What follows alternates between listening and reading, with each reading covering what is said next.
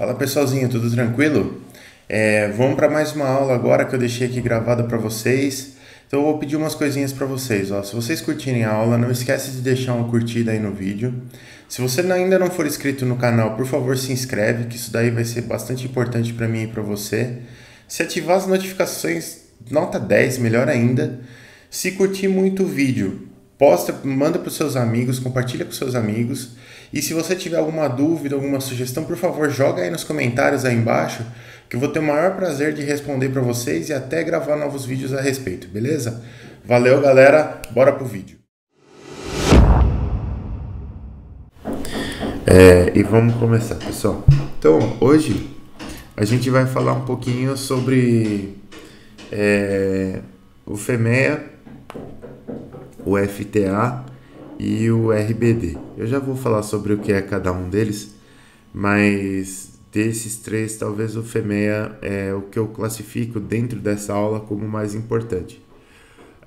Por que o mais importante? Porque ele é muito difundido, ele é muito utilizado, né?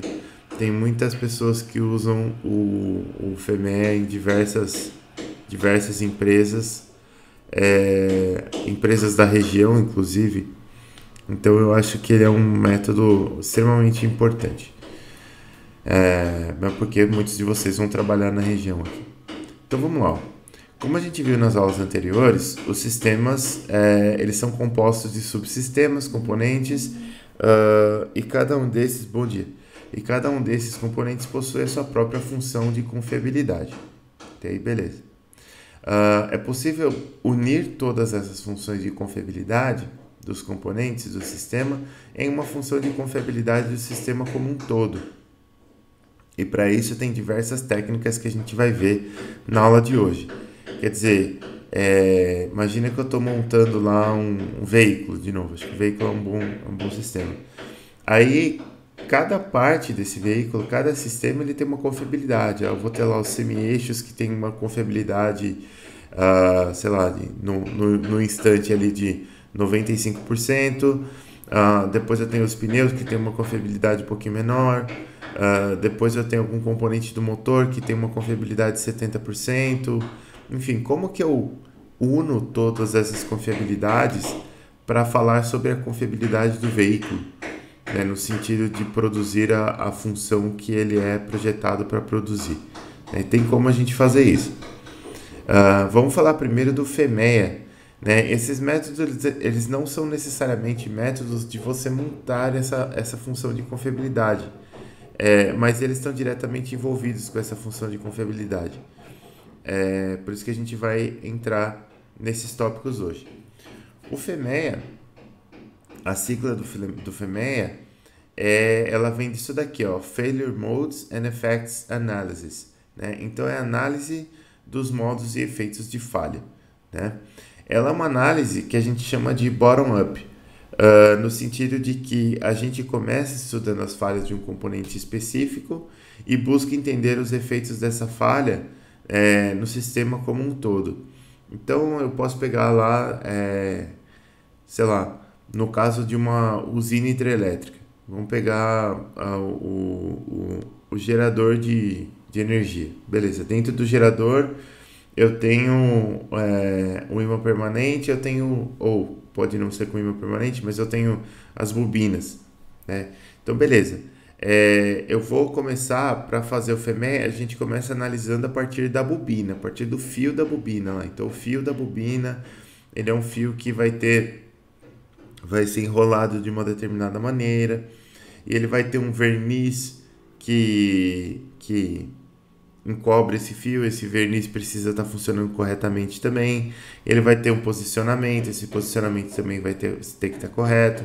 Ele vai ter os contatos que vão passar energia para ele, esses contatos também tem que estar corretos.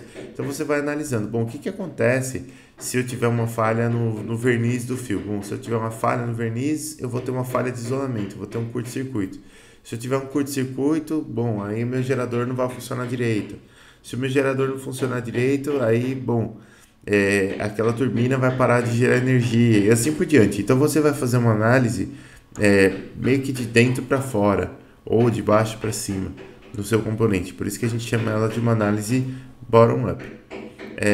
Essa análise, ela traz à equipe um melhor entendimento do seu produto e pode gerar sugestões de melhoria no projeto. É importante você entender que o FMEA ele pode acontecer em diversos momentos. Ele pode acontecer, por exemplo, durante a execução, durante a elaboração do projeto do componente. Então, se o FMEA ocorrer durante a elaboração do projeto, ele fica um FMEA um pouco mais teórico, né? Porque enquanto você está projetando, você ainda não tem o componente pronto, mas você já pode ter algumas sugestões de melhoria do projeto, no sentido de que, você vai entender melhor como o seu produto vai ser utilizado, você vai entender melhor quais as dependências dos principais componentes, e aí você vai conseguir ter um melhor entendimento do seu produto nesse sentido. Mas o FMEA ele pode acontecer muito depois disso. Pode acontecer, por exemplo, que o seu componente já foi projetado, já foi construído, já está em operação, e aí ele, de fato, ele falhou. Então eu não estou fazendo uma análise prévia da falha que pode ocorrer, e sim eu estou fazendo uma análise da falha que ocorreu. Então, olha, que falha que ocorreu? Meu componente deixou de executar essa função. Por quê? E aí você vai fazendo análise de dentro para fora. Fala, olha, na verdade o que aconteceu foi que esse componente aqui falhou por causa desse componente, esse subsistema falhou por causa desse subsistema, esse outro subsistema falhou e por isso o meu objeto engenheirado aí falhou, né? Então a gente tem essas alternativas. Ele também pode ser utilizado para o planejamento da manutenção de um sistema. Então, se você entende melhor como o seu sistema funciona, como que ele falha, né? Por exemplo, exemplo bem simples, exemplo de revisão de veículo, uma revisão que é periódica, né? Então a gente já sabe lá que as características de lubrificação do óleo do veículo, elas funcionam bem, né? Elas estão adequadas se você rodou no máximo 10 mil quilômetros com o seu veículo ou não atingiu 10 mil quilômetros, mas houve um ano desde a última troca. Então você já sabe quando que você tem que fazer a próxima troca, você pode planejar a manutenção do seu veículo. Da mesma forma, em empresas, você tem alguns componentes ali que você consegue tirar métricas do quanto que eles duram, né? E você consegue conhecer uma máquina no seguinte sentido, falar, olha, comprei essa máquina é nova, beleza. Houve a primeira falha, vamos fazer um FMEA da máquina. Fez o FMEA e tal. Quando acontecer essa falha de novo, o time ele já vai entender um pouco melhor como a máquina funciona, e ele vai começar a ter uma ideia da periodicidade dessa falha. Quer dizer, a cada 200 mil produtos produzidos por essa máquina aqui, ela vai ter uma falha em um determinado fusível. Eu tenho que trocar esse fusível. Então eu já sei que de tempos em tempos eu tenho que trocar esse fusível. Eu consigo planejar essa manutenção eventualmente antes que ele falhe, né? Né, se for algo simples de fazer, a gente pode escolher a estratégia RTF lá, que é o Run to Failure, que eu já comentei com vocês. A gente vai explorar isso daí mais depois. Mas, basicamente, quando você tem uma falha, você pode também realizar o seu FMEA. Você pode realizar ele antes da falha, que é mais raro, ou após a falha, que é mais frequente. E aí você pode utilizar esse conhecimento que você adquiriu sobre a sua máquina, sobre o seu equipamento, sobre o seu produto, para diversas coisas. Uma delas, planejar a manutenção do seu sistema. Então vamos começar a entrar mais fundo aqui no nosso FMEA agora. Qual que é o objetivo do FMEA? O objetivo é garantir que todos os modos de falha concebíveis e seus efeitos no sucesso operacional do sistema foram considerados. Esse é o objetivo do FMEA. Outro objetivo, listar potenciais falhas e identificar a magnitude dos seus efeitos, né? Então você percebe que essas coisas aqui, essas duas atividades, elas podem ser feitas ou antes de ocorrer a falha ou após ocorrer a falha, né? Aqui, por exemplo, você pode ter tido uma falha e você pode pensar em todas as falhas que poderiam ocasionar aquela falha. Então você lista potenciais falhas e identifica a magnitude do efeito de cada falha. Aqui importantíssimo, ó, fornecer documentação histórica para futura referência para suportar a análise de falhas em campo e a consideração de mudanças de projeto. Se tem uma coisa que é importante em empresa, é conhecimento. E o conhecimento, ele não é só aquele conhecimento que vem de fora, né? Quando você olha para uma empresa, a gente sempre pensa em coisas do tipo know-how, por exemplo, que é o conhecimento interno da empresa. Quer dizer, as pessoas daquela empresa desenvolveram aquele conhecimento ou descobriram uma forma de fazer aquilo que eles produzem, mas não é algo que veio da faculdade, é algo que foi criado internamente. Se você pega alguns países com cultura de uma cultura mais fabril, como a Alemanha, por exemplo, é muito interessante de observar que tem diversos cargos em empresas de engenharia nos quais as pessoas ficam a vida toda, literalmente. Né? Eu tive a oportunidade de conhecer a história de algumas pessoas que trabalhavam na Audi, lá na Alemanha, e o pessoal da Audi, cara, eles ficam muito tempo na empresa. Né? O engenheiro da Audi faz 25, 30 anos que ele trabalha na mesma empresa. Então a pessoa entra numa empresa dessas e ela vai desenvolvendo o conhecimento dela, vai aprendendo com o que já foi desenvolvido na empresa e vai se criando como se fosse uma nova escola dentro daquela empresa. Por isso que essas empresas acabam se destacando, né? Elas acabam gerenciando o conhecimento muito bem. Em alguns casos é muito importante, em alguns não, em todos os casos, né? É muito importante gerenciar bem esse conhecimento.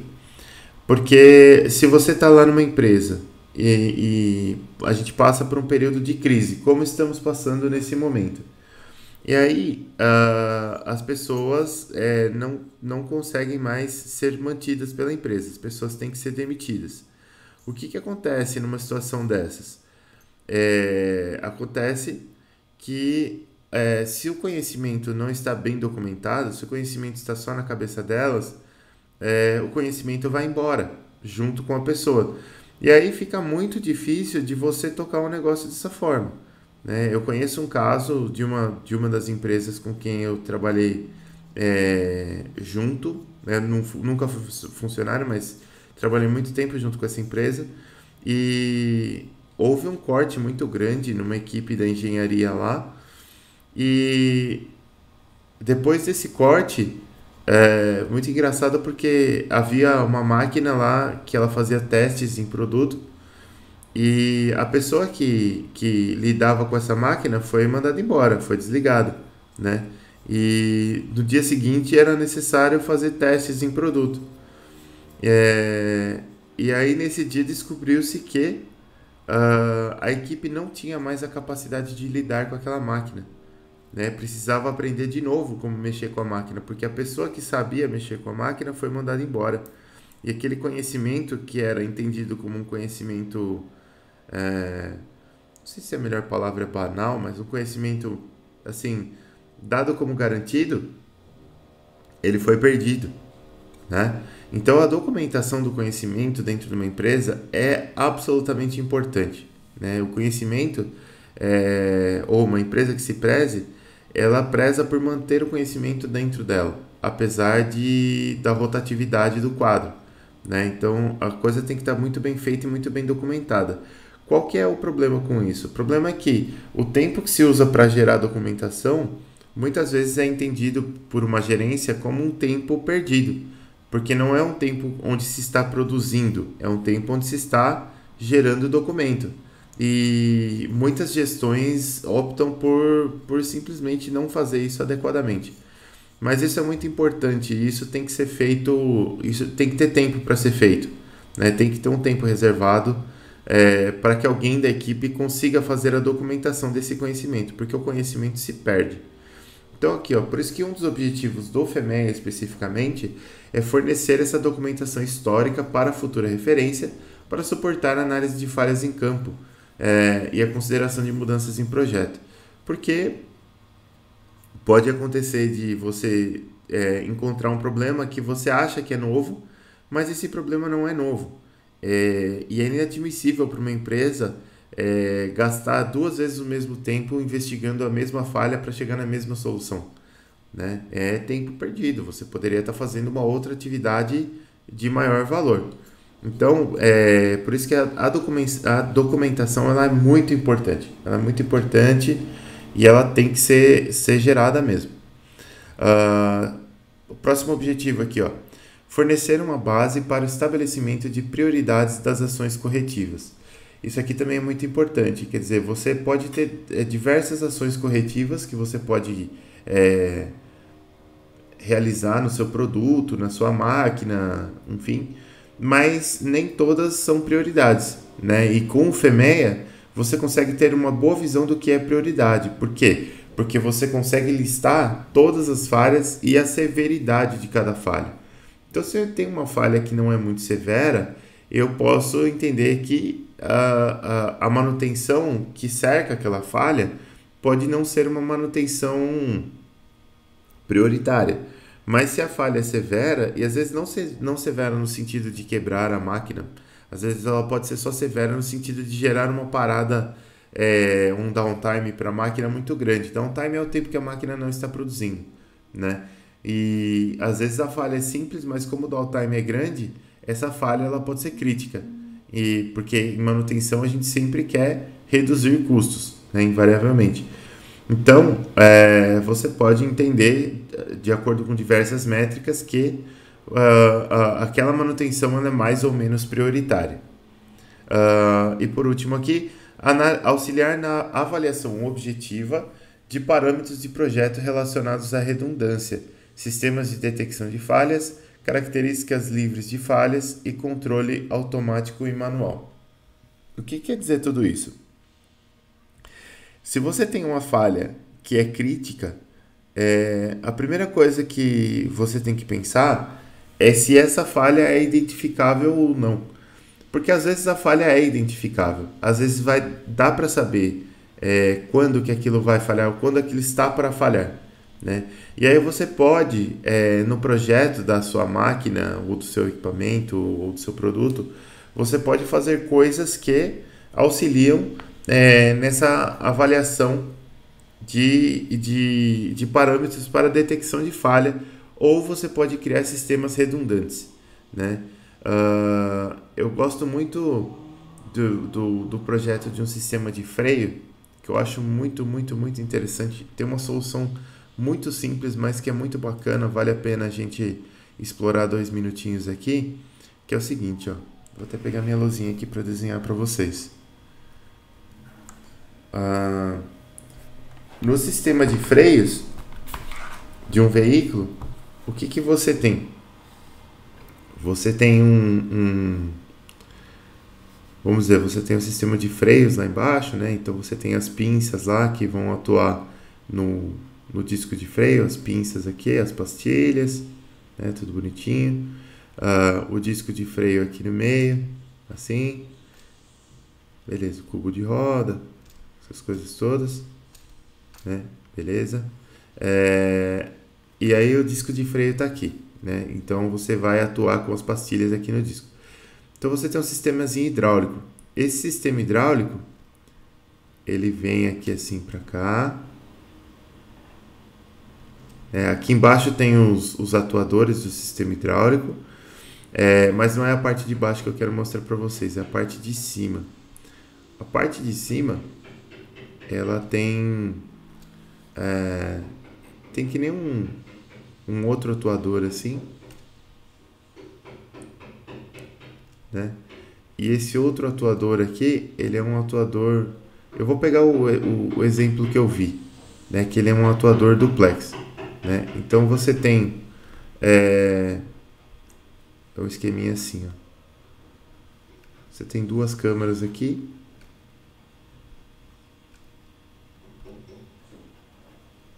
Então você tem uma haste que passa aqui assim, 2 câmeras, né? E aí você tem um sistema aqui no atuador, pode ter mais de um, tá? Eu estou desenhando um simples aqui. Você tem um sistema que pressuriza, por exemplo, o sistema dianteiro, né, o freio dianteiro. Então tá aqui.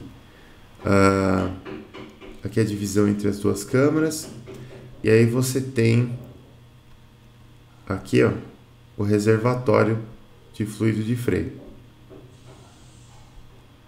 Então esse reservatório aqui é aquele reservatório que você vê dentro do capô do carro, ó, né? Tem uma tampinha aqui assim. Beleza. Tá aqui a tampinha. Então aqui ele tem duas saídas. Uma saída de reservatório vai para essa câmara frontal, né? Então conforme você move o êmbolo, você fecha o reservatório aqui e começa a pressurizar o fluido de freio. Vou começar a usar cores aqui, né? Você começa a pressurizar o fluido de freio que vai lá para os freios, né? Tanto na câmara frontal aqui, quanto na câmara traseira também, né? Que vai para o sistema traseiro. Então esse sistema aqui, vamos dizer que ele vai para o dianteiro. E você vai ter uma outra mangueirinha que sai aqui dessa outra câmara aqui, ó, que vai para o sistema traseiro. Então o sistema é igual lá atrás, né? No fim das contas, você vai dividir também. Tem os atuadores aqui, o disco de freio, ou pode ser tambor na parte de trás, que normalmente cubo de roda, pastilha, tudo muito parecido, né? Só que o que acontece? Você tem aqui um sistema que é um sistema complexo, né? Aqui também, aqui na frente tem um auxiliar do freio, né? Não sei se vocês já viram um negócio redondo, pneumático assim.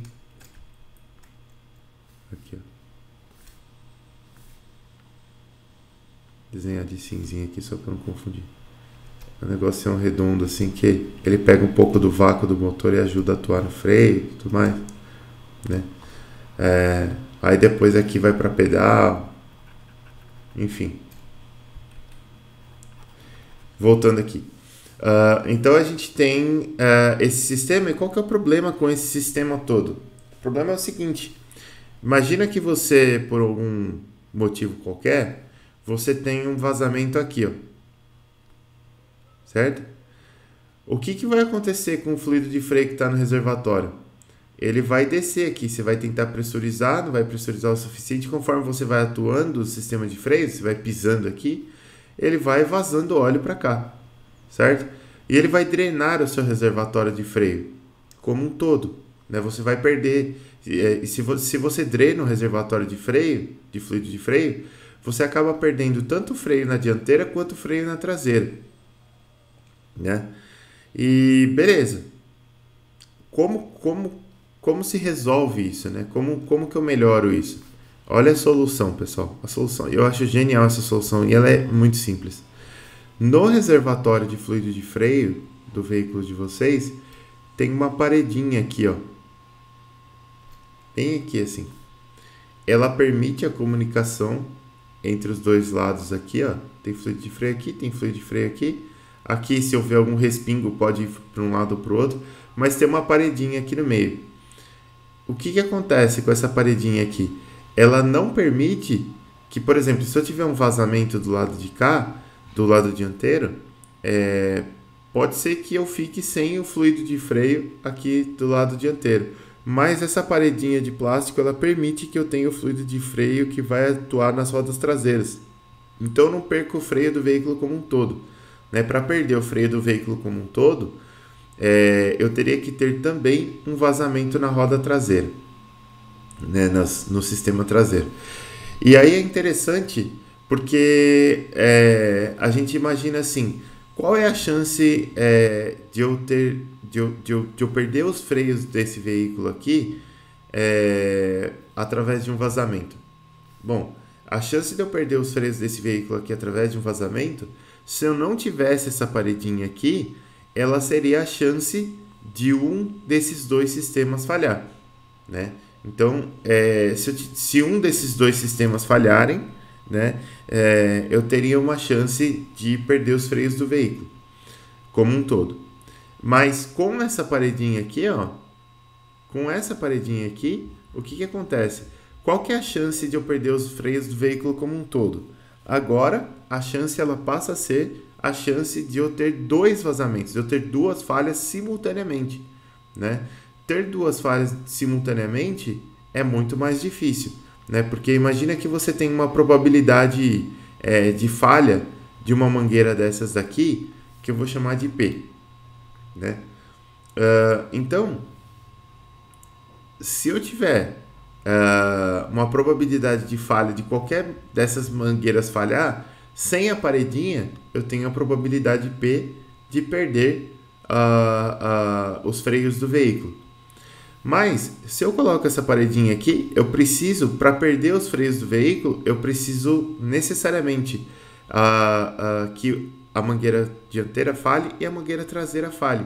Então, se eu tenho a probabilidade P de uma mangueira falhar, a probabilidade do meu sistema como um todo falhar, ela passa a ser de P ao quadrado, né? E se você pegar essa chance aqui, por exemplo, de 10%, então sem a paredinha eu teria 10% de chance de o meu veículo perder os freios como um todo. Mas, de novo, a mangueira aqui é a mesma nos dois casos. Então, se ela tem uma chance de 10% de a mangueira falhar, eu passo com a paredinha, eu passo a ter uma chance de 1% do meu veículo perder os freios como um todo, né? Porque eu elevei 10% ao quadrado, passou a ser 1%. Então isso daqui é algo extremamente interessante, uma solução extremamente simples e que ela traz essa característica meio que de redundância para o sistema. Não é necessariamente uma redundância no sentido de que eu não tenho um segundo sistema de freios aqui, a cabo, sei lá, qualquer coisa assim, mas ela traz essa carinha de redundância aqui, quer dizer, ela usa o próprio sistema e acaba reduzindo muito a probabilidade de você ter uma falha total no sistema. Só tirar a notificação aqui e vamos continuar aqui. Eu acho esse sistema muito bacaninha, muito bem bolado. Aqui, ó. Voltamos aqui. Então a gente já passou pelos objetivos. Agora o PowerPoint deu uma travada aqui. Passamos pelos objetivos como um todo, né? A gente estava discutindo o último aqui, que é criar redundância, sistemas de detecção de falhas. Isso aqui também é importante, né? Lá no sistema de freios, por exemplo, eu posso bolar um sistema para mostrar que o meu sistema de freio está com bolha de ar, né? O fluido está compressível. Tem como a gente fazer isso, né? Observar características livres de falha no sistema. Tem como fazer vários tipos de estratégias aí para que a gente evite falhas e saiba o melhor momento para fazer o reparo ou a correção, a manutenção do sistema. Quais são os procedimentos do FEMEA, pessoal? Os procedimentos são os seguintes. Primeiro, eu tenho que determinar todas as funções de um item. Então, eu vou pegar aquele item e vou determinar todas as funções dele. Beleza. Segundo, identificar todos os seus modos de falha.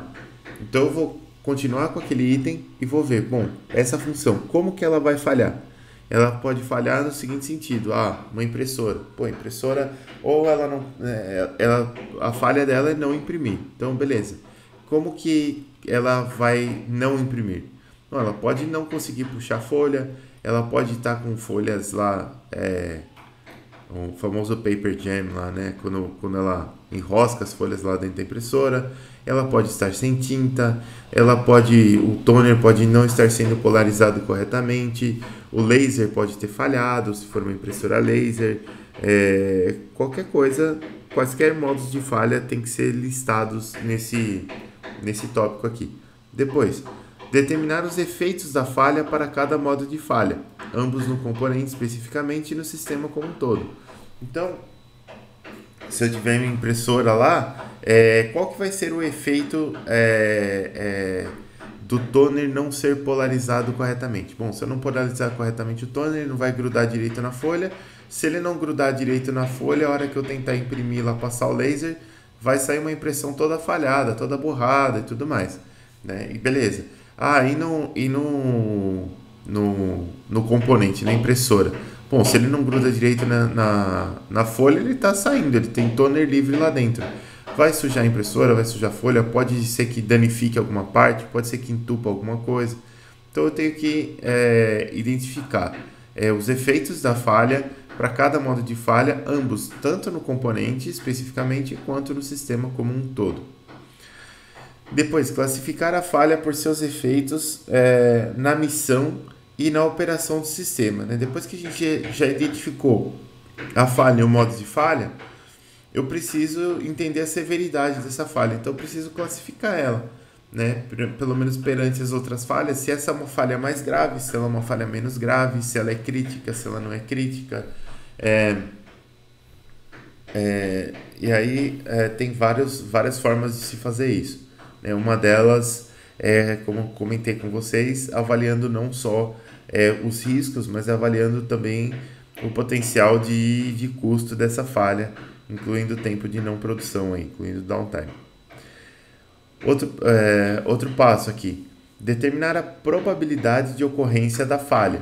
Né? Então, você às vezes, você pode ter uma estatística dos componentes, e aí com essa estatística e com o arranjo dos componentes dentro do seu sistema, o arranjo no sentido de confiabilidade, você pode conseguir determinar a probabilidade de ocorrência de uma falha. Lógico que esse determinar aqui, ele não é tão exato assim, né? São variáveis estatísticas e no fim das contas você vai ter uma variável estatística lá no final. Depois aqui, identificar como o modo de falha pode ser detectado, especialmente importante para aplicações tolerantes a falhas, né? Então, o que acontece? Lembra? Tem algumas coisas tem algumas falhas que ocorrem que elas podem prejudicar o desempenho do seu produto, do seu objeto, na realização de uma função. Mas não é por isso que ela vai causar a falha total, pode ser uma falha parcial, né?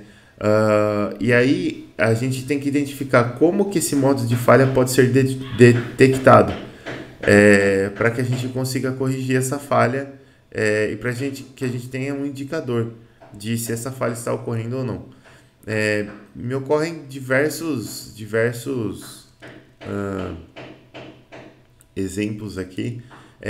Um deles que é muito interessante é quando você tem um rádio, desses rádios FM. Tem alguns rádios que tem uma função meio que de alta-frequência, assim, digamos assim, que funciona da seguinte forma. Pode ser que você não está sintonizado tão corretamente assim na estação que você queria estar sintonizado. E isso pode decorrer, por exemplo, do fato de você... como que eu vou colocar aqui? Do fato de você ou não estar numa posição boa de recepção do sinal, então o seu sinal já não está tão legal assim, ou você pode ter desgaste dos componentes internos do seu rádio, e esse desgaste vai fazer com que você não tenha uma sintonia já mais tão boa da sua estação. Tem alguns rádios que tem essa questão da alta frequência aí, porque o que acontece?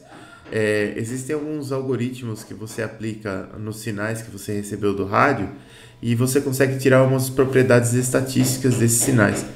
E essas propriedades, elas são absolutamente diferentes para sinais onde você tem interferência e para sinais onde você não tem interferência. É fácil de detectar isso. Se você detecta isso, você pode, por exemplo, indicar que aquela sintonia não é a melhor sintonia possível para aquela estação. Isso acontecia muito nos rádios que não eram digitais, eram analógicos, né? Então você tinha uma luzinha lá que tinha um indicador de 2 letrinhas lá, ST. Quando o ST acendia, quer dizer que você estava perfeitamente sintonizado. Quando ele não acendia, você não estava 100% sintonizado. E aí, os rádios mais novos têm essa função de alta frequência que ele mesmo busca essa estação, a melhor sintonia para essa estação dentro de uma faixa de frequências ali, né?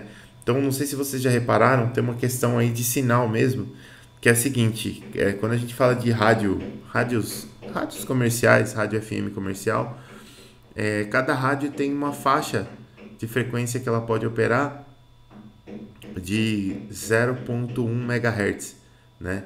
E aí você tem um espaçamento de 0,2 MHz entre as estações, justamente para que você não tenha interferência de uma estação na outra, né? Quando tem rádio pirata, aí tem interferência total de uma estação na outra. Mas normalmente, se você pegar no rádio, você consegue sintonizar apenas estações onde a casinha depois da vírgula ali dos megahertz é ímpar, né? Então você pega lá rádio, sei lá, 99.7, esse 7 é ímpar, né? E essa frequência é dada em megahertz, 104.3, é sempre ímpar. Não existe a rádio 104.2, por exemplo, porque você tem esse espaçamento entre as frequências aí. E então, se eu tenho uma faixa de 0.1 megahertz, onde eu posso buscar a melhor frequência para aquela estação ali, meio que o seu rádio acaba fazendo isso automaticamente, né? Então ele identifica o modo de falha, né? E ele mesmo, o rádio, ele é uma aplicação tolerante a essa falha especificamente, e ele mesmo se corrige. Ele fala, olha, então se eu quero sintonizar 104.3, eu vou procurar a melhor sintonia entre 104.25 e 104.35 MHz, para que a gente possa diminuir essa métrica aqui que está me mostrando que a estação não está tão bem sintonizada. Muito bacana isso daí. E aí, por último, aqui dos procedimentos, depois de identificar como o modo de falha pode ser detectado, identificar quaisquer mudanças de projeto que possam eliminar o modo de falha ou, se não possível, mitigar ou compensar os seus efeitos. Quer dizer, absolutamente nenhuma aplicação está livre de falhas, né? A aplicação ela pode falhar. Lógico que algumas aplicações são mais críticas do que outras, e quanto mais complexa a aplicação, mais crítica. Tanto que tinha um lema dos sistemas Fabris mais antigos que era o seguinte: quanto menos partes móveis, melhor. Né? Então, as pessoas queriam sempre desenvolver produtos que tivessem um número mínimo de partes móveis, porque produtos com mais partes móveis, observou-se que eram produtos que falhavam mais. Não é necessariamente a questão de ter parte móvel ou não, mas é a questão de o produto ser o produto mais complexo. Né? Quando eu tenho um produto mais complexo, cada sub-item ali, cada subsistema tem a sua confiabilidade, né? E se eu tenho mais subsistemas, meio que eu tenho uma chance maior de ter uma falha, né? E essa chance maior de ter uma falha, ela acaba se concretizando e a pessoa percebe que sistemas mais complexos falham mais, tá? Então, você tem que identificar no seu projeto formas de eliminar esse modo de falha ou mitigar ou compensar seus efeitos, né? Se você não conseguir eliminar totalmente o modo de falha, você pode projetar aquele sistema de uma forma que, mesmo que aquela falha ocorra, ela não vai mais ser uma falha crítica, ela vai ser uma falha um pouco menos crítica, por exemplo. Beleza. Aí a gente tem o quadrinho do FEMEA. Isso aqui é importante pra caramba. Você encontra isso aqui em diversas empresas. Tem salas de reuniões que são formadas especificamente ou são construídas, né, especificamente para esse tipo de reunião. Então você tem esse tipo de quadro na parede, já para você poder preencher. Alguns tipos de reunião, eles têm esse quadro como produto final. Então você vai fazer uma reunião e o produto final da sua reunião será o FEMEA, né? Será o quadro FEMEA daquela aplicação, daquele produto, do que quer que você esteja tratando lá. Então eu tenho uma primeira coluna aqui que é o componente, né? Então eu tenho que listar todos os componentes da minha aplicação. Depois eu tenho que nessa segunda coluna listar a função de cada componente. Depois aqui na terceira coluna o modo de falha, né? Então, sei lá, um farol não acende, o farol pisca intermitente, o farol ilumina menos que o desejado, são todos modos de falha. E aí você, dos modos de falha, você vai para a quarta coluna, que é onde você vai listar as causas possíveis para aquela falha, né? Então, eu tenho aqui um mau contato, eu tenho o botão de acionamento que não está correto, eu tenho uma falha na lâmpada, eu tenho uma falha de alimentação, enfim, a gente vai listar todas as causas aqui. E aí a gente tem os efeitos das causas nessa quinta coluna, que é dividida por 2, porque eu tenho que listar os efeitos da causa no componente. Por exemplo, a lâmpada intermitente lá do farol, putz, o meu farol vai queimar mais rápido, ou eu posso causar, sei lá, uma deformação na lente do farol, porque eu acabo gerando mais calor ali na lâmpada e vai danificar a lente do farol, enfim. E no sistema como um todo, quer dizer, será que esse farol que está falhando aí, esse sistema que está intermitente, será que ele não está gerando uma sobrecarga elétrica no meu sistema como um todo? Como que eu posso fazer daí para pegar essa sobrecarga elétrica aqui e transformar isso daqui em uma melhoria no produto? Falar, beleza, então eu posso pensar que o circuito elétrico do meu farol, do meu veículo, ele pode ser um circuito que ele está eletricamente isolado dos outros. Lógico que isolar eletricamente é impossível, porque tudo é alimentado pela bateria, mas eu posso implementar ele de uma forma, utilizando relés ou outras coisas, onde a parte crítica dele fique isolada das outras partes. E aí, se eu tiver uma falha naquela parte crítica, eu vou diminuir o efeito da falha naquela parte crítica sobre os outros componentes do sistema. Então, lógico, a gente tem caixa de fusíveis lá, e se acontecer alguma coisa muito grave, vai queimar o fusível do farol, só isso.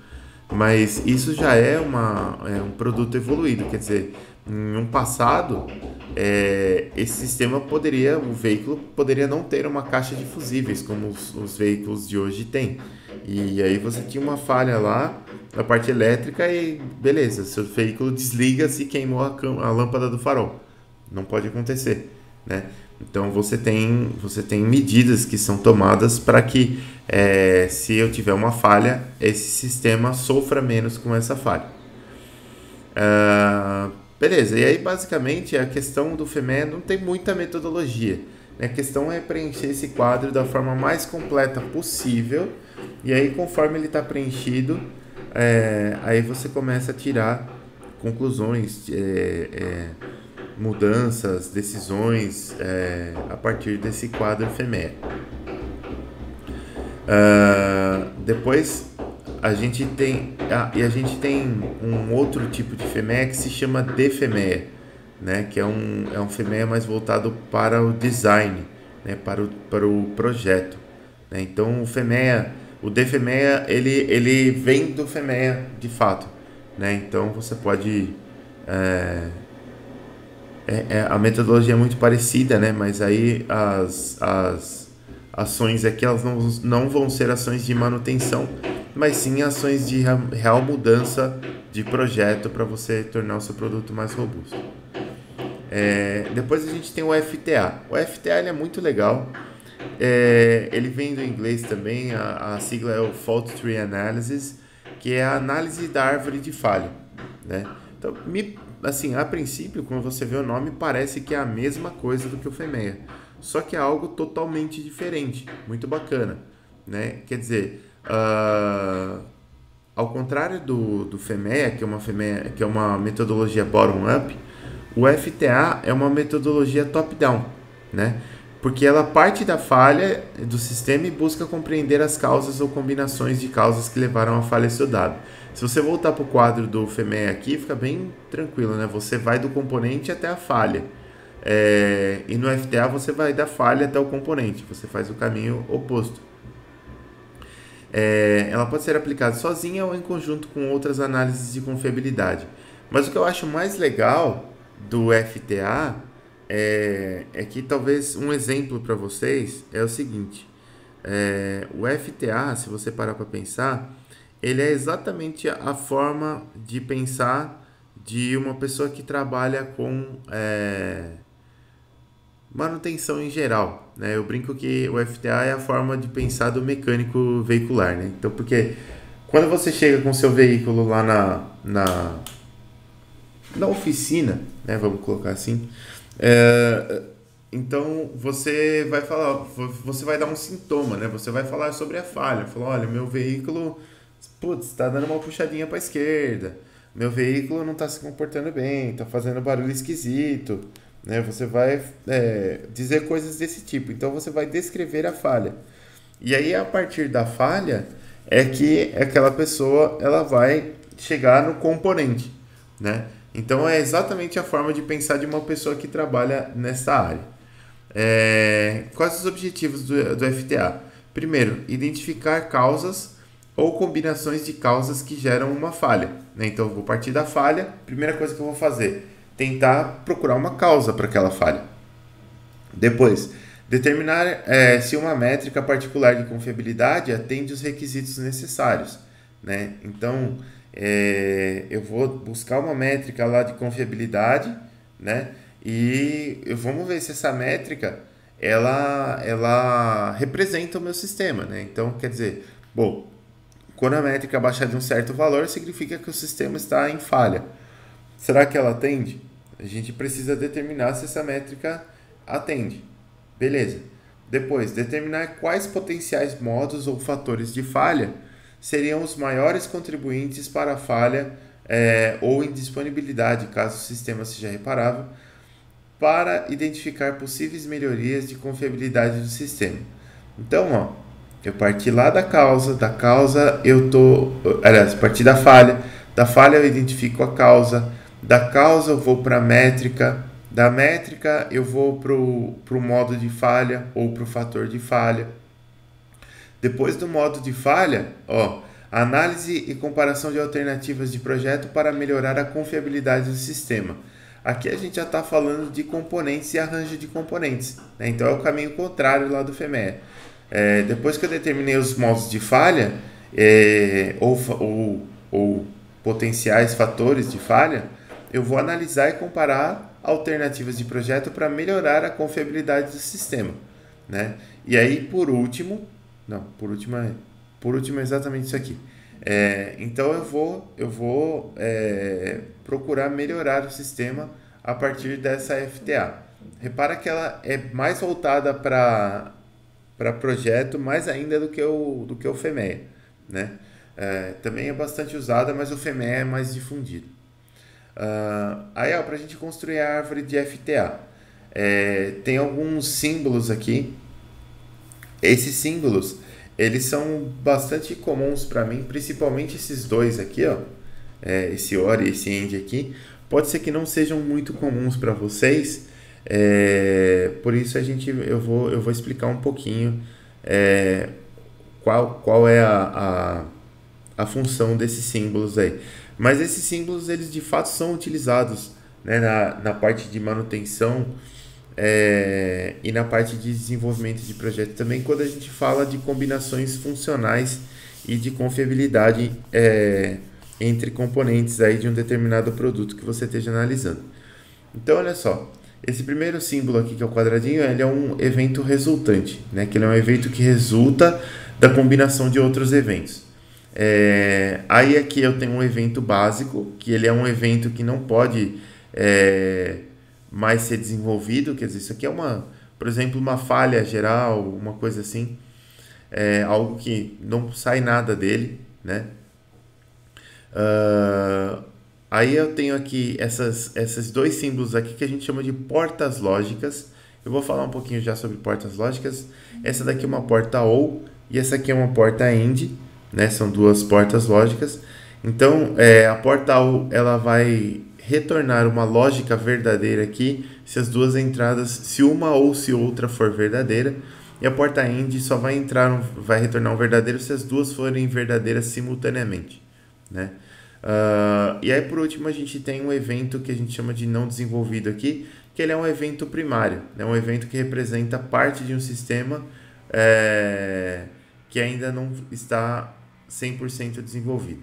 Então normalmente você parte daqui, você pode ter alguns eventos intermediários, você vai ter a combinação entre esses eventos e você chega em um evento final. Então vamos lá.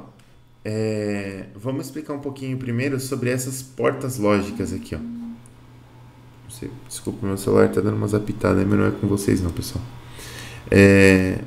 Vamos falar sobre portas lógicas aqui.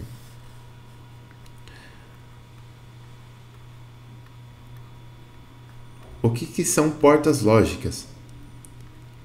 Elas são estruturas semânticas, vamos dizer assim, que elas vão dar para a gente algumas informações importantes sobre a combinação de elementos lógicos, né?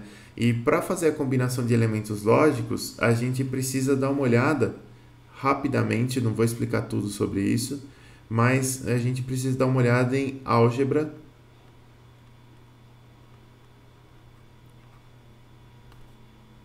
booleana. Opa. O que é álgebra booleana, pessoal? A álgebra booleana, ela representa tudo em termos de zeros e uns, né? Sim, é exatamente essa álgebra que se usa para desenvolver sistemas de computador, né?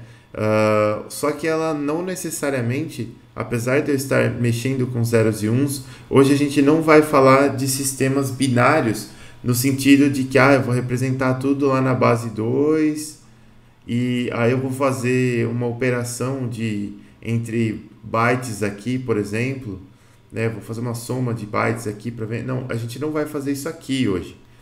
A gente vai combinar aquilo que a gente chama de bits, que é só algo que pode conter um 0 ou um 1, né?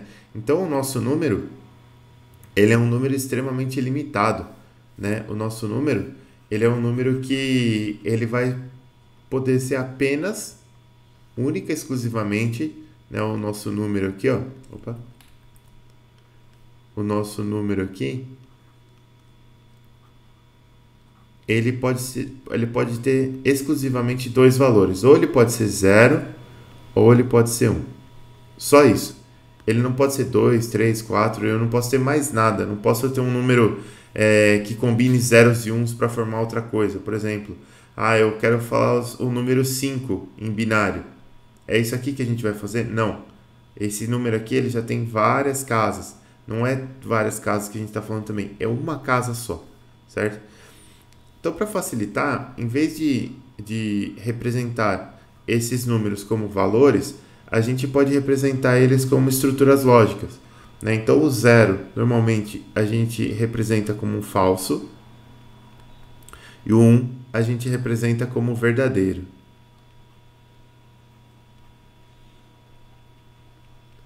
Então, a gente faz assim, né? Eu posso ter um falso e um verdadeiro. E aí eu vou fazer operações com esses números aqui.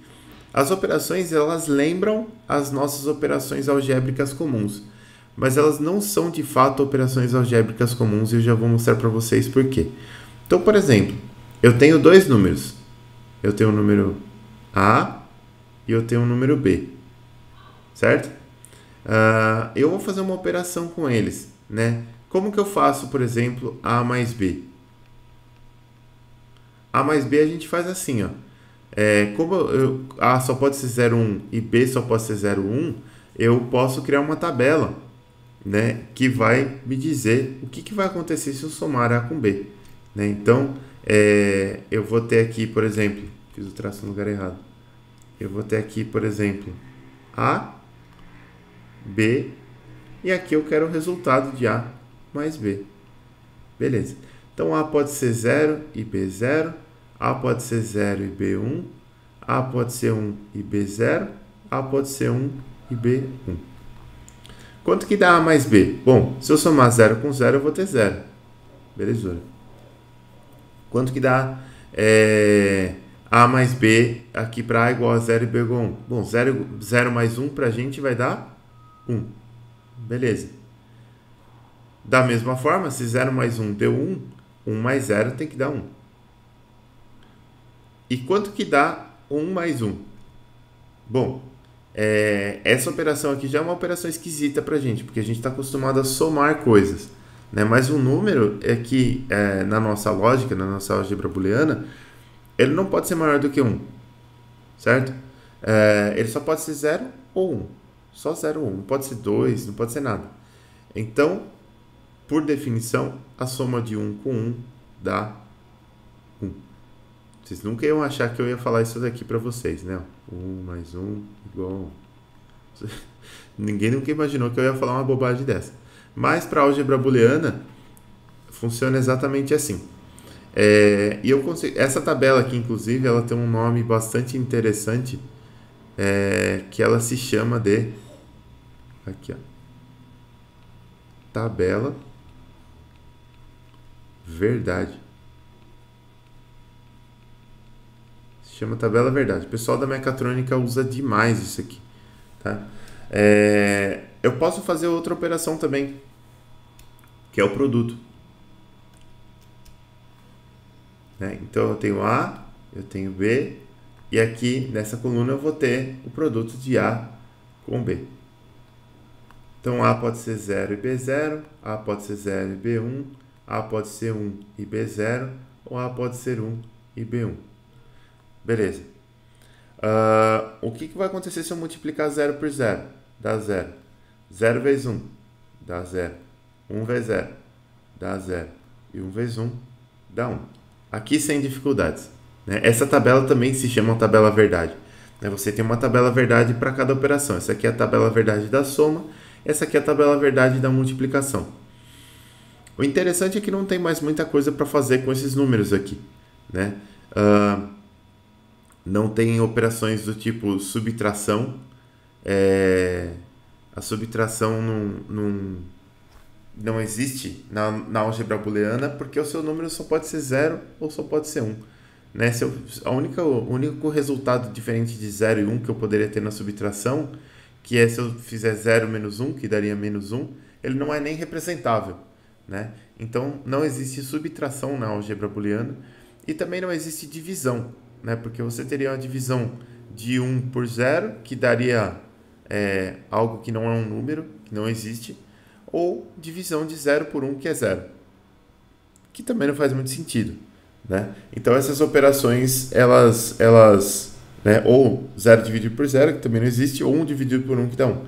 Quer dizer, não faz muito sentido, né? Você ter uma operação que só pode ter 4 resultados e desses 4, 2 não são válidos. Então eu teria 1 dividido por... Aliás, eu teria 0 dividido por 1, que é 0, e 1 dividido por 1, que é 1. Ou seja, já é o próprio número, né? Então a gente tem essa operação aqui. Tem uma terceira operação também que se faz só com uma dessas variáveis, né? Que a gente chama de negação. Então, essa operação ela não existe na nossa álgebra comum, mas ela existe na álgebra booleana, né? Então, você tem uma variável A e a negação é o A barrado, né? Aqui, vou colocar entre parênteses aqui, ó. Isso aqui é uma negação. Negação é você inverter. Então, se A for 0, a barrada é 1, e se A for 1, a barrada é 0. Beleza. Você pode trocar todos os zeros por falsos e todos os uns por verdadeiro aqui. Isso aqui vai continuar funcionando da mesma forma. E eu vou começar esse exemplo aqui falando sobre justamente a tabela verdade da negação. Porque quando você troca isso tudo por verdadeiros ou falsos, as coisas começam a fazer muito sentido, né? Quando você troca por essa semântica de verdadeiro ou falso. Porque, olha, a negação, que palavra que eu vou usar para representar a negação? Eu vou utilizar o não. Certo? O que é algo não falso? Bom, não falso é verdadeiro. Faz todo sentido. E não verdadeiro é falso. Faz todo sentido também, né? Então, você tem essa palavra não aqui que vai representar a negação. Você tem, para o produto, aqui a gente tem que fazer um exercício de pensamento um pouco mais alongado, vamos dizer assim, mas aqui eu acho que fica muito claro o que acontece, né? vamos pensar em probabilidade, por exemplo. Quando a gente pensa em probabilidades, a gente tem que pensar no cenário de eventos possíveis dividido por espaço amostral. Eu estava tentando lembrar a palavra espaço amostral. Né? Então, o que é o espaço amostral? O espaço amostral são todos os eventos que podem acontecer. E os eventos possíveis são os eventos que de fato vão acontecer. Né? Então, se a gente pensar em dois dados, por exemplo, né? Se eu pensar em dois dados aqui, ó, vou pensar no dado 1 e no dado 2. Então, vamos pensar aqui, ó. Vou tentar fazer uma tabelinha. Dá um momento. Aqui, tabelinha. 1, 2, 3, 4, 5 e 6. Vou dar uma esticada nessas linhas aqui. E aí, beleza. Fizemos a nossa tabelinha dos dados aqui, ó. Não ficou a melhor tabela que eu já fiz na vida, mas para o nosso propósito aqui vai atender. Então, beleza.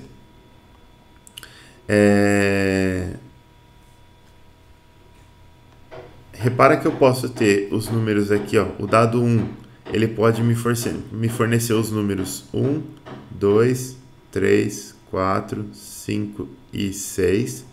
E o dado 2 também pode me fornecer os mesmos números. 1, 2, 3, 4, 5 e 6. Beleza. Então, para os dois dados aqui, ó, eu tenho uma chance de 1 em 6, se eles não forem viciados, evidentemente, eu tenho uma chance de 1 em 6 que cada dado apresente um dos números aqui, ó. Beleza. Então, vamos pensar assim, ó. Qual é a probabilidade? Assim que dá. Qual é a probabilidade de que o dado D1 seja igual a 3? Essa probabilidade é de 1 em 6, né? Então eu tenho uma chance dele ser 6, dele ser 3 aqui, no espaço amostral de 6 possibilidades, né? Então é uma chance de 1 em 6. Qual é a chance do dado 2 ser 4? Aliás, probabilidade do dado 2 ser 4. Bom, essa probabilidade aqui também é de 1 em 6, né? Então eu vou pegar o dado 2 aqui, para ele ser 4, ó, eu vou ter esse evento ocorrendo uma vez dentro de 6 vezes possíveis. Beleza. Aí você pode pensar assim, ó. Qual é a probabilidade do dado 1 ser 3 e ao mesmo tempo o dado 2 ser 4? Eu não sei se... Não é união, aqui é intersecção. Qual é a probabilidade aqui, do dado 1 ser 3 e o dado 2 ser 4? Qual é essa probabilidade aqui, ó? Então, ó, repara que agora meu espaço amostral aumentou pra caramba, né? Porque eu vou jogar dois dados. Para dois dados, eu tenho várias possibilidades. Ó, pode dar 1 e 1, 1 e 2, 1 e 3, 1 e 4, 1 e 5, 1 e 6, 2 e 1, 2 e 2, e assim por diante. Se eu contar todas as possibilidades aqui, ó, eu vou ter 36 possibilidades. 36, certo? E qual é a chance de o dado 1 ser 3 e o dado 2 ser 4, simultaneamente? A chance é essa aqui, ó, dado 1 ser 3, dado 2 ser 4. Eu só tenho esse quadradinho aqui, ó. Eu tenho uma chance em 36, né? Então isso daqui é uma chance em 36. Isso daqui é a mesma coisa que a probabilidade do dado 1 ser 3 multiplicada pela probabilidade do dado 2 ser 4. Beleza, isso aqui é um sinal de vezes, ó. E o que a gente está procurando aqui? A gente está procurando a probabilidade de D1 ser 3 e D2 ser 4. E isso aqui, esse E me gerou um produto, tá certo? Produto de probabilidades. Então, quando eu quero analisar uma coisa e outra, a gente, em termos de lógica, a gente usa o produto. Inclusive em termos de lógica booleana. Então, para representar o produto, a gente usa a palavra e, certo? E essa palavra e, ela tem um significado muito especial para nós, porque a gente vai admitir que que algo é verdadeiro se algo depende de outras duas variáveis ou de outros dois eventos. Eu vou dizer que esse algo é verdadeiro se o primeiro evento for verdadeiro e o segundo evento for verdadeiro. Repara como casa. Falso e falso é verdadeiro? Não, é falso. Falso e verdadeiro é verdadeiro? Não, é falso. Verdadeiro e falso é verdadeiro? Não, é falso. E verdadeiro e verdadeiro é verdadeiro? Sim, é verdadeiro. Por isso que a gente usa o e aqui, ó. Porque eu só vou ter um verdadeiro quando eu tiver dois verdadeiros simultaneamente, com A e com B aqui, ó. Né? Então, se A for verdadeiro e B for verdadeiro, então o produto deles aqui é verdadeiro. E para soma, eu vou ter que apagar essa parte de baixo aqui, ó. Para soma, até esses dois aqui eu vou deixar. Para soma é o seguinte. Para soma funciona assim, ó. Aqui, ó, a gente está analisando a probabilidade do dado 1 ser 3. E aqui a gente está analisando isoladamente a probabilidade do dado 2 ser 4. Agora eu quero saber qual é a probabilidade. Vou botar mais para cá para não ficar apertado. Qual é a probabilidade de o dado 1 ser 3 ou, agora sim, assim, o dado 2 ser 4. Beleza? E aqui muda bastante, né? Porque qual é a probabilidade do dado 2 ser 4? Putz, a probabilidade do dado 2 ser 4 é essa daqui, ó. Né? Dado 2 igual a 4. É 1, 2, 3, 4, 5 e 6. Certo? São 6 e 36. Só que é um sexto aqui. E qual a probabilidade do dado 1 ser 3? Eu tenho 1, 2, 3, 4, 5 e 6. Beleza. Então, olha, eu tenho 6 probabilidades do dado 1 ser 3 e 6 probabilidades do dado 2 ser 4, certo? Então, a probabilidade de dado 1 ser 3 e dado 2 ser 4, ou dado 2 ser 4, ela vai ser essa daqui, ó. Ela vai ser a probabilidade do dado 1 ser 3, ela é de 1 em 6, né? Ou de 6 em 36. E aqui eu tenho a probabilidade do dado 2 ser 4, que é de mais 6 em 36, certo? Isso aqui vai dar 12 em 36, que é igual a 1 terço. Beleza. Então eu tenho 1 terço de chance aqui, né, dos dados serem ou um deles ser 3 ou o outro deles ser 4, né? Bom, e aí? E repara que, de fato, nesse ponto aqui a gente conta esse quadradinho aqui 2 vezes, tá? Esse aqui especificamente a gente conta 2 vezes. Então, beleza. Então eu tenho essas chances aqui, ó, do dado 1 ser 3 e do dado 2 ser 4. Né? E como eu quero os dois eventos, não um e o outro, mas um ou o outro, né? Eu quero que ou o dado 1 seja 3 ou o dado 2 seja 4. Né? Então, se eu quero isso ou isso, eu vou somar essas probabilidades aqui, ó. Certo? Então, a nossa soma aqui, ela é representada pela palavra ou. Olha só. E aqui de novo a semântica ela ajuda bastante, né? Quando a gente começa a utilizar verdadeiro e falso. Porque repara que eu tenho um resultado aqui que ele vai ser verdadeiro se ou A for verdadeiro ou B for verdadeiro. Só isso. Então, ó, A é falso e B é falso. A ou B são verdadeiros? Não. A é falso e B é verdadeiro. Ah, então pelo menos B é verdadeiro. Então o resultado é verdadeiro, porque eu quero que pelo menos um dos dois seja verdadeiro, né? Aqui, ó, A é verdadeiro e B é falso. Então um dos dois é verdadeiro. E aqui A é verdadeiro e B é verdadeiro. Então os dois são verdadeiros e isso vai me gerar um verdadeiro também. E a lógica booleana, ela serve muito bem para a gente identificar essas possibilidades aí, de a gente identificar onde que a gente vai ter, como que se diz?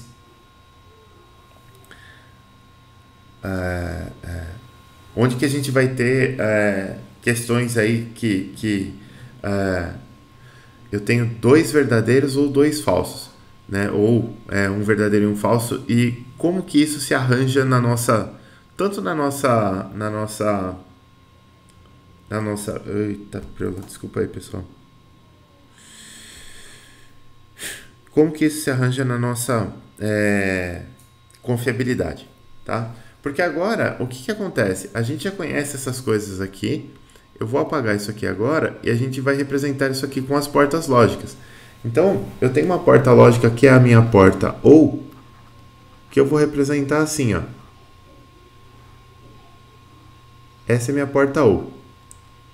Certo? E aqui, ó. Se vier um verdadeiro de qualquer um dos lados, a saída é verdadeira. A gente sabe já isso daqui. A minha porta E, ela funciona assim, ó. Eu tenho retinho aqui. Então, eu tenho os sinais de entrada e o sinal de saída. Essa é a porta E. Ou a gente chama de OR normalmente. O E a gente chama de AND. E eu tenho aquela terceira porta de negação que é o NOT. Que o NOT ele pode ser representado assim. Opa. Assim.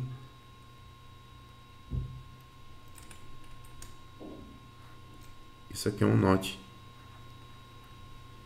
Que é o nosso não. Ou eu posso simplesmente colocar uma bolinha aqui na frente de uma dessas portas e eu já estou negando a saída dela, né? A saída já sai negada. Essas são as notações. Então a gente pode agora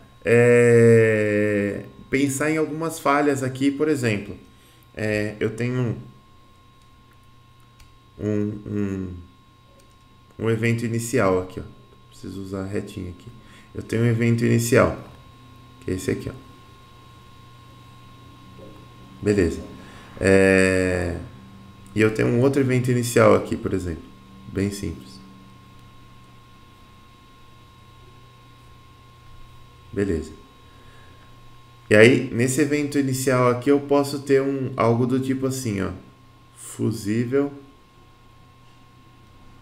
queimou. Beleza, aqui o meu fusível queimou. E aqui nesse outro, eu posso pensar que a lâmpada queimou. Opa.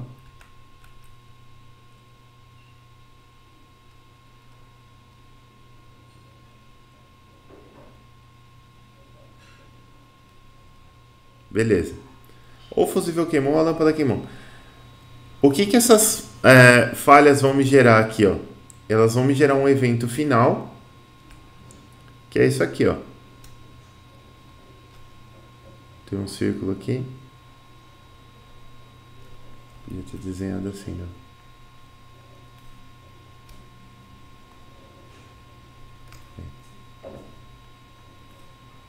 Aqui eu vou ter uma falha do tipo farol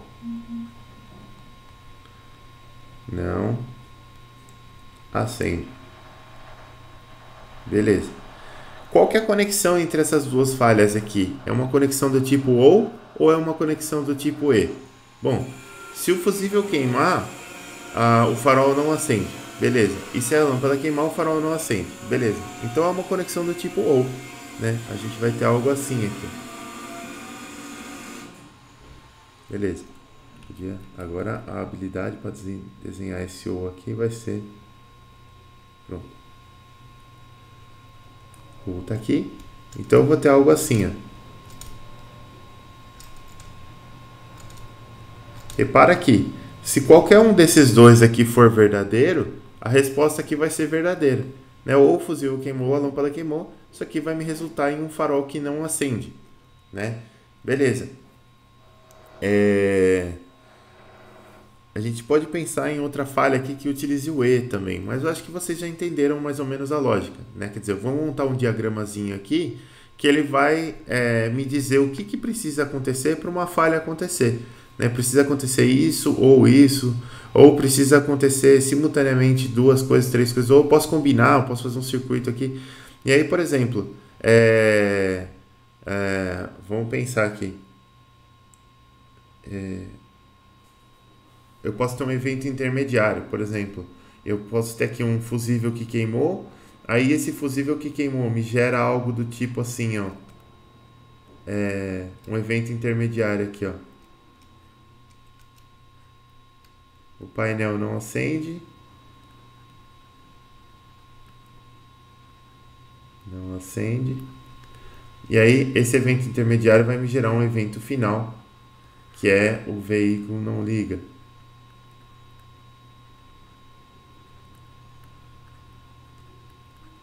Por exemplo. Vamos, só a nível de exemplo, mas só para vocês entenderem como que esse diagrama aqui ele vai se aumentando, como que a gente vai compondo esse diagrama aqui, né? Depois a gente precisa pegar um caso mais complexo para a gente poder montar esse diagrama aqui para vocês verem como é legal. Mas basicamente essas estruturas lógicas assim elas funcionam dessa forma. Só para a gente avançar mais um pouquinho aqui, ó, né? Então olha aqui, ó, evento final, evento intermediário, evento não desenvolvido, as portas lógicas, tudo a gente vai usar para fazer a FTA, a gente acaba usando essa simbologia aqui, ó, né? Ah, olha aqui, beleza, né? Então você tem um sisteminha aqui, ó, que ele tem um fio, né? Esse fio tem uma resistência elétrica, tem uma fonte de energia aqui, tem um motor, uma chave e um fusível. Aí aqui, ó, você tem coisas aqui que você pode analisar. Na verdade, essa anotação que ele usou aqui me parece trocada com outra anotação que ele disse lá, mas vamos lá. Por exemplo, aqui, ó, eu tenho um evento onde a chave abriu de maneira incorreta, né? E aqui, ou a chave falhou na abertura. Repara que tem vários ous aqui, né? Me parece que o uso do ou é um pouco mais fácil. Ou a chave falhou na abertura, ou ela abriu erroneamente, né? Foi aberta erroneamente. De qualquer uma das formas, isso causou com que a chave fosse aberta, né? E aqui eu tenho falha do fusível devido à sobrecarga, né? Ou abertura, ou falha do fusível devido à abertura. Ou uma dessas duas causou a falha do fusível, né? Então o fusível está aberto. E aí aqui, se ou a chave está aberta, ou o fio tem uma falha, está rompido, ou o fusível está aberto, ou eu tenho uma falha na fonte de potência, o que vai acontecer? Qualquer uma dessas aqui vai habilitar para mim algo que é motor sem corrente, né? Então não está chegando corrente no motor. Se não chega corrente no motor, ou eu tenho um defeito no motor, o motor falha para operar. Então aqui está montado o diagrama na vertical aqui, mas só para vocês terem uma ideia. Vou deixar o RBD para a próxima aula, pessoal. E já adianto já que RBD não é o Rebelde que vocês assistiam quando vocês eram pequenos, é o Reliability Block Diagram, que está muito relacionado com isso daqui, tá? Então depois a gente vai ver o diagrama de blocos para confiabilidade. Depois a gente vai ver isso aqui junto com o diagrama de blocos para confiabilidade na próxima aula.